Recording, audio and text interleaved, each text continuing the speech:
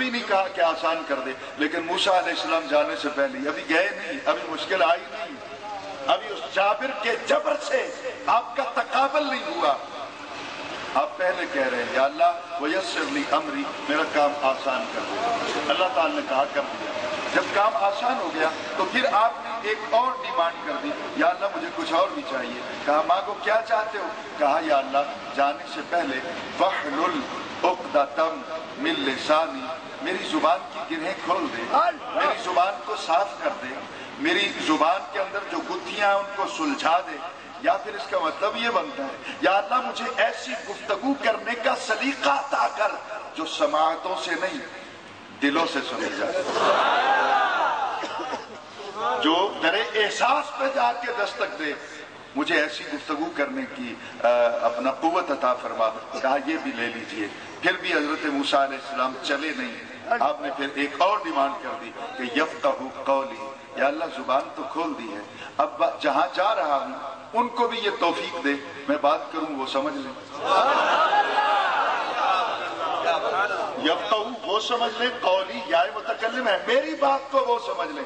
آپ نے نہیں سمجھا ہے، آپ وہ کیا کہہ رہے ہیں؟ وہ کہتے ہیں یفقہوا قولی، وہ میری بات کو سمجھ لیں۔ حضور جس وقت دو آدمی لڑتے ہیں نا تو اس وقت تک لڑائی جاری رہتی ہے جب تک دونوں کی سمجھ میں بات نہ آ جائے، اور جب بات سمجھ میں آ جائے جھگڑا ختم ہو جاتا ہے۔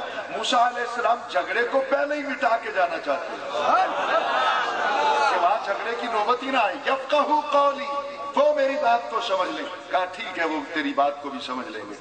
کہا یا اللہ اس طرح نہیں جاتا ہوں، مجھے کچھ اور بھی چاہیے۔ کہا کیا چاہیے؟ کہا وَاجْعَلْ لِي وَزِيرًا، مجھے معاون بھی چاہیے، مجھے مددگار بھی چاہیے۔ وَاجْعَلْ اور بنا دے لی میرے لیے وزیراً، وزیر کہتے ہیں جو بوجھ بانٹتا ہے، جو بوجھ بانٹ لیتا ہے، دکھ بانٹ لیتا ہے، معاون بنتا ہے۔ وزیر اس کو قرآن کی ڈکشن کے اندر بھی کہا گیا اللہ تزر وازرۃ وزر اخری، قیامت والے دن کوئی کسی کا بوجھ نہیں اٹھائے گا، ہر کسی کو اپنا بوجھ آپ اٹھانا ہوگا۔ تو کہا یا اللہ مجھے ایک وزیر چاہیے، مددگار چاہیے، معاون چاہیے۔ کہا دینے کو تیار ہوں۔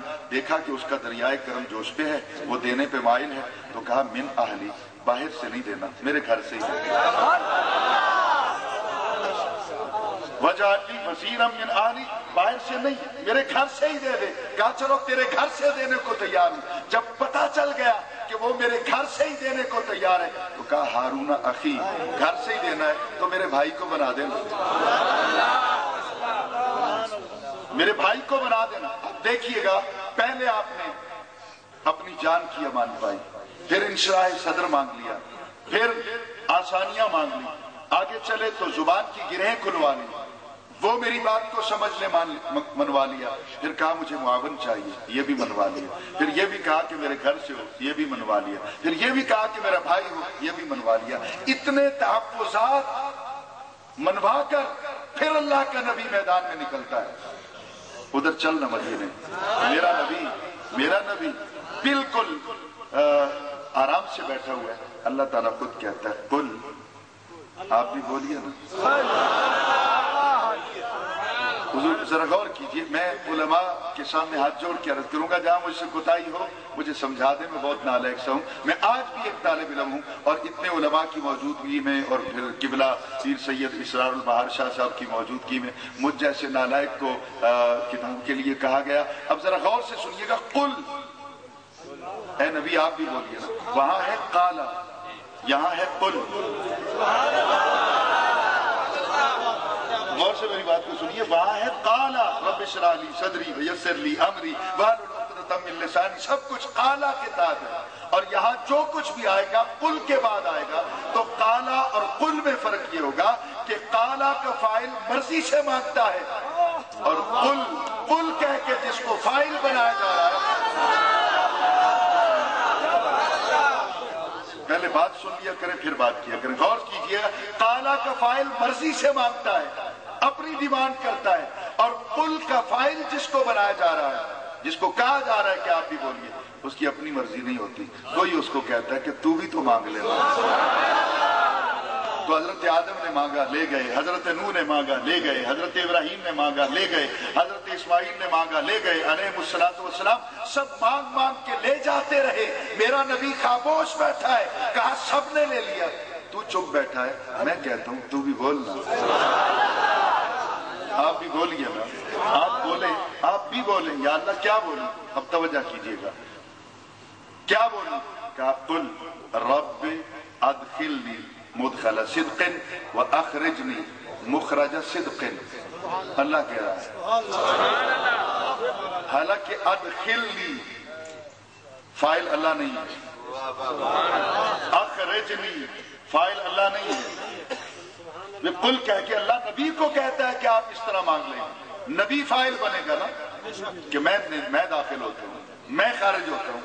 لیکن غور کیجئے، ادخلنی مدخل صدق اخرجنی مخرج صدق، مدخل بھی صدق کے ساتھ، مخرج بھی صدق کے ساتھ، دونوں جگہ پہ صدق کا ہونا بہت لازمی ہے۔ کہا یہاں سے جانا چاہتا ہوں، اکیلا نہیں، صدق ساتھ ہوگا۔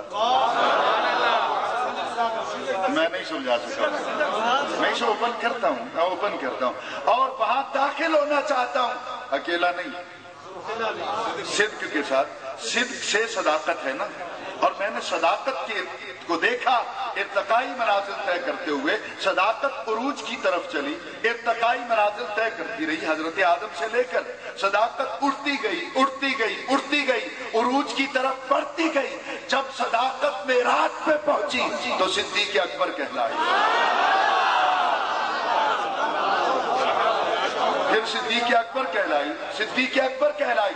اللہ کہتا ہے اے نبی ڈیمانڈ کر کہ میں نے مکہ نہیں چھوڑنا صدیق کے بغیر، مدینے میں داخل نہیں ہونا صدیق کے بغیر۔ اور نبی جاتے جاتے پیچھے چھوڑنے والوں کو پیغام دے گیا کہ دیکھ لو آنکھیں کھول کر، جس کو پہلے لے جا رہا ہوں وہ پہلے رہے گا، جو بعد میں آئے گا وہ بعد میں رہے گا۔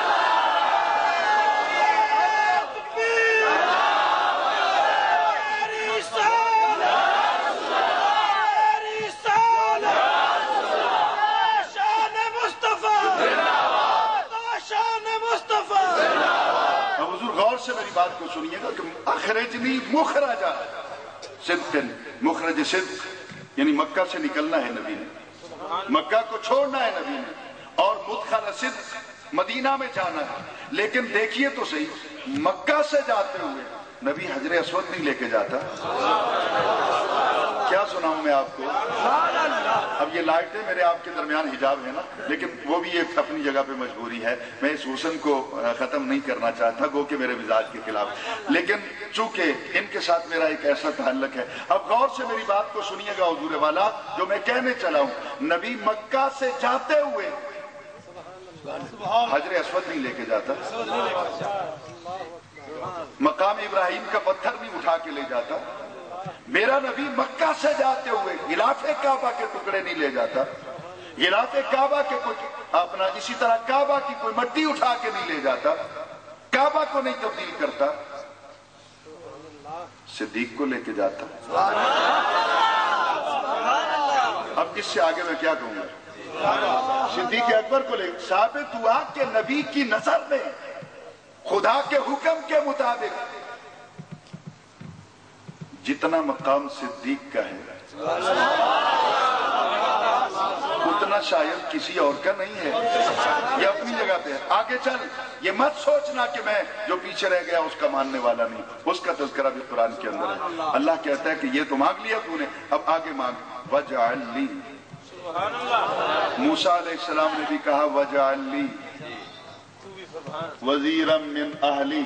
اب دیکھیے گا تقابل کر کے کہ مدینے والے آقا صلی اللہ علیہ وسلم کو کس طرح مانگنے کا حکم دیا گیا اور موسیٰ علیہ السلام نے کس طرح مانگا۔ انہوں نے کہا وَجْعَلْ لِي، بنا دے میرے لیے، وَزِيرًا مِّنْ أَهْلِي، میرے گھر سے، مِّنْ أَهْلِي انہوں نے اپنے گھر سے مانگا نا، مِّنْ أَهْلِي میرا نبی کہتا ہے مِن لَدُنْکَ۔ 15واں پارہ ہے، ٹیبل پہ قرآن موجود ہے۔ بات صرف یہ ہے کہ شاید میں اس طرح کہنے چلا ہوں، غور کیجئے گا، کوئی تو ہے جو خاموش تالاب میں کنکر پھینکے گا۔ اب غور سے میری بات کو سنیے گا، وہ کہتے ہیں من اہلی، میرا نبی کہتا ہے ملتن کا، وہ کہتے ہیں من اہلی، یہ کہتے ہیں ملتن کا۔ جو علماء ہیں وہ تو سمجھ گئے، آپ کے لیے عرض کر دیتا ہوں، وہ کہتے ہیں مجھے میرے گھر سے دے، میرا نبی کہتا ہے تو اپنے گھر سے دے۔